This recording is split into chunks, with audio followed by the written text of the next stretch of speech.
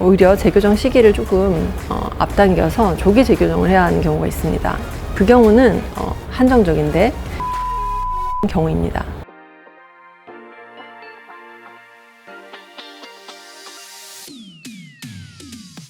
안녕하세요. 탑티어로 예쁜 나 탑티어 성형외과 장유진 원장입니다. 많은 분들이 눈 수술 후 디자인이 마음에 들지 않거나 비대칭이 심한 경우 여러 가지 이유로 재수술을 고민하시는데요. 그럴 때 가장 많이 받는 질문이 바로 도대체 언제 다시 재수술을 할 수 있나요? 입니다. 오늘은 이 재수술 시기에 대해 확실하게 짚어드리겠습니다. 환자분들이 대부분 이제 수술하고 나서 가장 불안한 시기가 제가 생각할 때는 1개월 차이라고 생각합니다.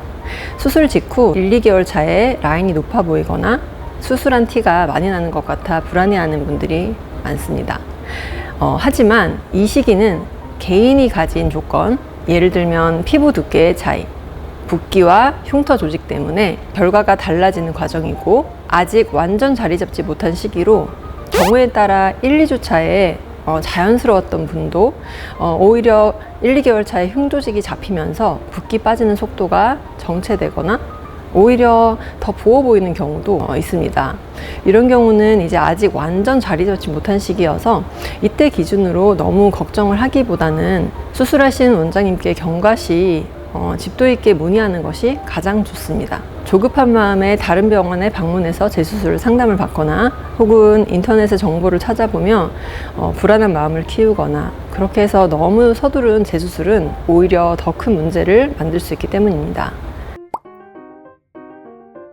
대부분의 경우 눈 재수술은 최소 6개월 이후, 가능하다면 1년 뒤가 가장 안전합니다. 시간이 지나면서 흉터 조직이 부드러워지고 피부와 근육이 안정되기 때문이죠.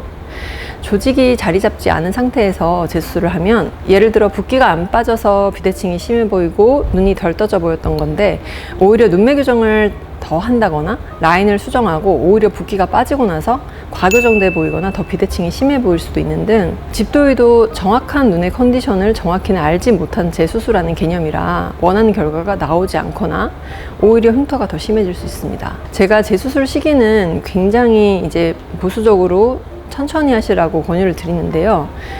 예외적으로 빨리 해야 되는 경우가 있습니다. 오히려 재교정 시기를 조금 앞당겨서 조기 재교정을 해야 하는 경우가 있습니다. 그 경우는 한정적인데 수술 후 눈매 교정이 과교정된 경우입니다.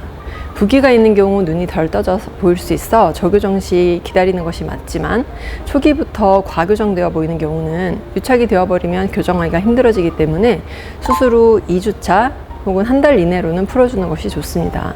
아예 라인이 사라진 경우처럼 명백한 문제가 있을 때도 6개월 이후 권장은 하지만, 한쪽이 완전히 풀려서 눈이 너무 이상해 보여서 직장 생활을 하기에 곤란한 경우는 조기에 재수술을 하기도 합니다.